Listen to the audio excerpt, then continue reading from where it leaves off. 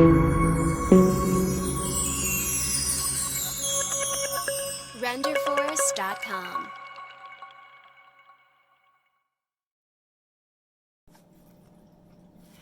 Hi all, I'm Trisha Peach, host of The Peach Buzz, where we talk about everything ministry related, children's ministry, family ministry, youth ministry.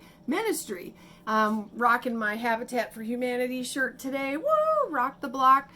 So I am back today and I want to talk about something very important that a lot of churches are thinking about right now, and that is advertising, getting the word out that your church is open. This is definitely a big deal right now because post or mid-COVID here, a lot of churches have had a huge decline in attendance. So if your kids' church or your youth group, your church has had a huge decline in attendance, do not feel bad. Do not think you are alone. You are not. It's happening across the board. A lot of the churches that I am talking to right now are still at maybe 60%, 2/3 of what they were before COVID. So the question I'm getting asked a lot is, how can we really grow our kids' church? How can we grow our church? How can we get these families back? And I think the question is more, how can you reach out in your community, get the word out that you're there? What advertising strategies work and what does not work? So over the years, 17 years full-time staff kids pastor, we tried, I won't say everything because we didn't try skywriting. There's always some new things that come out, but we tried a lot of things for advertising and for growth, and some things worked a lot better than others. Remember, your church and your culture is going to be different, but I'm going to give you the tips and tricks of what worked for us and what did not and why. And I really hope this helps you. Okay, first off, I'm going to give a few that do not work very well, at least did not for us. We're not worth the money. We're not worth the time. I just had this discussion with a pastor, a senior pastor, a few weeks ago. Paying for the yellow pages and the white pages. Oh my goodness. Okay. Ads, paying for ads in the yellow pages and white pages. I would say the vast majority of people don't look at the white pages or the yellow pages anymore. Probably Gen Z, if you're watching this, you're like, what is that? Well, it was this big book with everybody's phone numbers in it.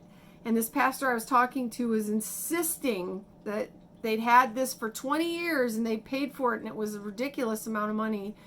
And I was saying, I've never looked for a church, not recently, in the yellow pages. These days, I Google it. I would Google it.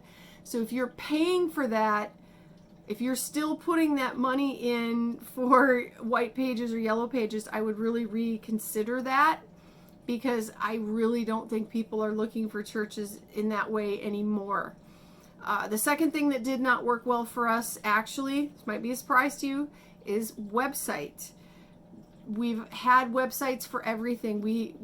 I have a website, www.kidmin.ninja. I'm going to comment on that in just a second. But our kids ministries have had websites. Our church has had websites. We usually get very little interaction on the website. We don't get many of our own parents or visitor people that respond over those. Our best has been Facebook. And just hang on with me here, because I'm immediately, kids pastors push back on me with that, saying young people and teenagers are not on Facebook. You are absolutely right. There are very few of our young kids that are on Facebook, but those kids are not driving themselves to church, and most of their parents are. Even at very large churches, 3,000 people, that were the one I was on staff at, 3,000 people, the majority of our parents we contacted through Facebook. We got the most interaction on Facebook. Another church that I worked at, they preferred Instagram. That's also a great idea. I understand that the younger kids are not going to be on Facebook, but a lot of their parents are. We did not get the interaction we wanted on the website, but we definitely did on Facebook. So parents would go there first to look for what events we had, how to register, when it started, when it ended. That was a great information hub for us. Other churches I've seen, mass texts are their best way of communication. But we'll see. Anyway, that was a one that didn't work and one that did. Another one that doesn't work great that I've seen, we got a whole bunch of Frisbees that were pretty pricey, and I'm not sure those helped very much. Maybe if you have a lot of people in your community that are really into Frisbee golf and are really into that, they kind of got cluttered around. People kind of tossed them. Another thing that did not work was any kind of advertising that we put in the bulletin. Nobody reads the bulletin. That did not work well for us. Hand out flyers. Okay, so say you're in a parade. I'm not against parades because we usually are in all the parades. When you hand people a flyer during a parade and there's no candy with it, where does most of that go? Trash. Okay, trash. We would just see them stacked in the garbage afterward. Better idea. What worked? And my husband actually came up with this idea. He said you should put a really good coupon on the back, preferably a local coupon. So what we did is I went to some of the local businesses and said, would you give us a really good coupon to put on the back of our flyer for our VBS or for our kids ministry? And they did it. They put, like buy one, get one free at our local pizza place, or buy one, get one free at our local steakhouse, or any of that. It was incredible. It was amazing. When we finished the parade, there weren't any laying about because people that threw one down, somebody else was snatching it back up. They were not getting rid of these. They went home and put them on their fridge saying, I want to go use this coupon. And a lot of people ended up saying, yeah, I came to your event because I saw they kept it because of the coupon. Even better, what was even better was when we had our flyer, and on the back it had the coupon for the local business, but it also said bring to the first day of our VBS, or bring to Sunday morning and you can have free coffee and donut at our cafe or whatever, or bring this to church and get a free water bottle, because that gets them on your property. That's fantastic advertising, and they have to come back to get it. So again, put something of value on there. That's really helpful. Something else that did not work for advertising, whenever we told kids, make sure you go tell mom and dad. I think that's a terrible idea. Counting on the kids to remember to give all the details to mom and dad, that usually did not work. Another thing that did not work well is, okay, if we did an event in the park and then we handed a flyer to the kids with no coupons on it or anything, half the time the coupon or the flyer never made it home to mom and dad.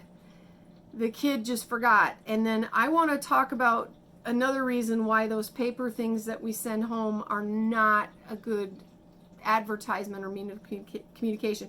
Whether or not you're talking about someone who doesn't attend your church, you handed these out at, say, a VBS, or you handed them out at an event like a parade, they don't work well. And part of the problem there is the flood of information that every parent gets. I'm a parent. I have one in college right now, and I have one that's in high school.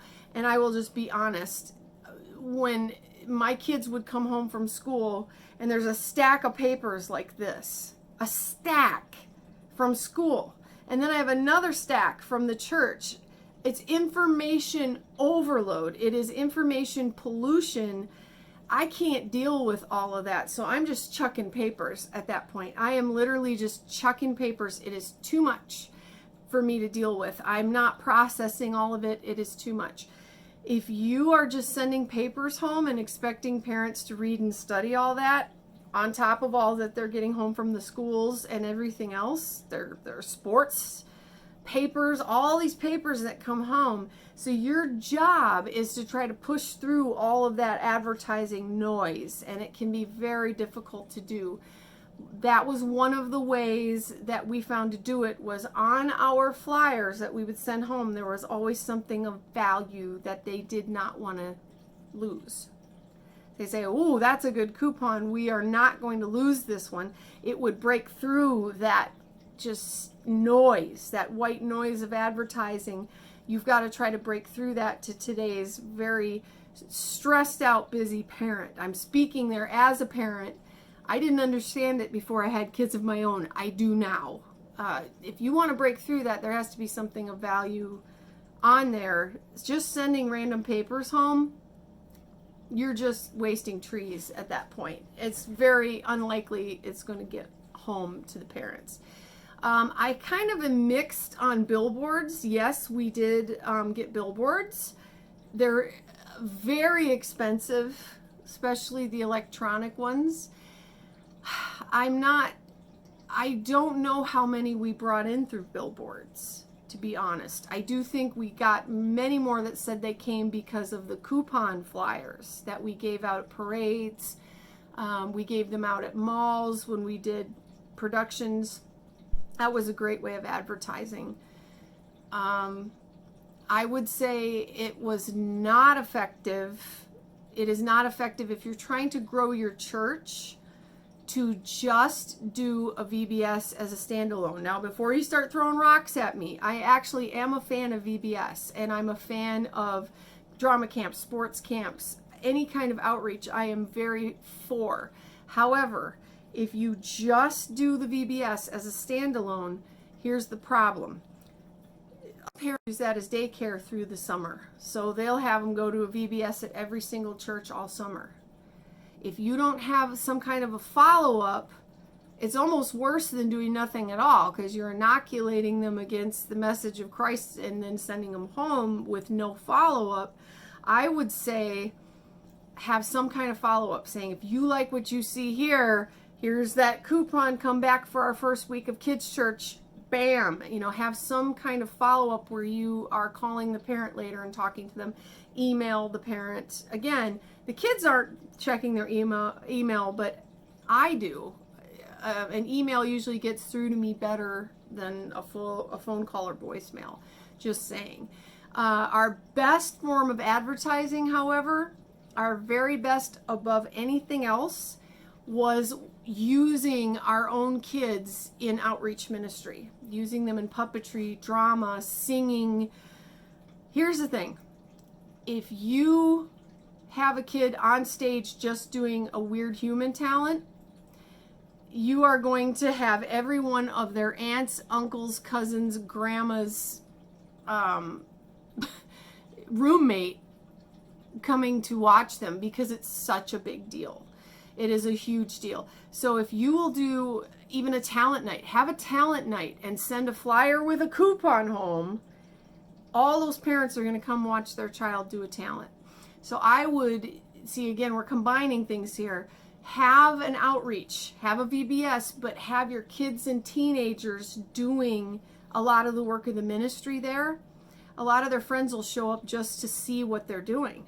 Have the kids up helping lead worship, have the kids doing drama, send out flyers that have a coupon on them.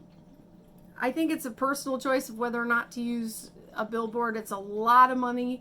We were just kind of like not sure if it was worth the money, maybe, because we weren't sure how many it brought in. They say someone has to hear something 8 times before it gets through the advertising noise. Perhaps that helps add to it. It's possible. Something that is not great, that did not work well for us, and again, this could be controversial. For us, the local radio stations just didn't seem to bring in as much as we'd hoped. Local radio stations, the local TV like PBS, it didn't seem to bring in as many people as we hoped. What did work a lot better for advertising was social media. That worked so much better than having a little spot on our local TV station or on radio. Social media works so much better. Instagram, Facebook, those were the biggest. Instagram, definitely. Our flyers on Pinterest, anything like that, that worked. That got through to more people than anything else. The parade was great because then people saw us, and then we backed it up with a flyer with a coupon on it, so it didn't just get thrown in the trash. I'm a little torn on, because the church's advertising budget, a lot of it will go to t-shirts, pens, cups. Those are all great things, because again, you got to get through 8 times. They've got to hear about your church. It's a good thing. I'm not sure if it brings anybody in to your church building. Like if they see your t-shirt, are they going to come in? I don't know. So these are a few. I might do a follow-up to this. What are your best tips for bringing people into your church? How do you get them to your church? What do you do? I would love to hear your tips. These are some of the things for us that worked and some that didn't. I'll throw in one more that really worked well. Each one bring one. We did an each one bring one challenge where every single person in the church got a coupon, a gift of some, like a free whatever, if they brought one person to an event. So if you've got 30 kids, then you might have 60. The goal was each one bring one. Each one bring one. So you can steal that if you like. That was one that worked well for us. All right. Thank you so much. Remember to put your tips down below, and I'll see you next week on the Peach Buzz. Have a great day.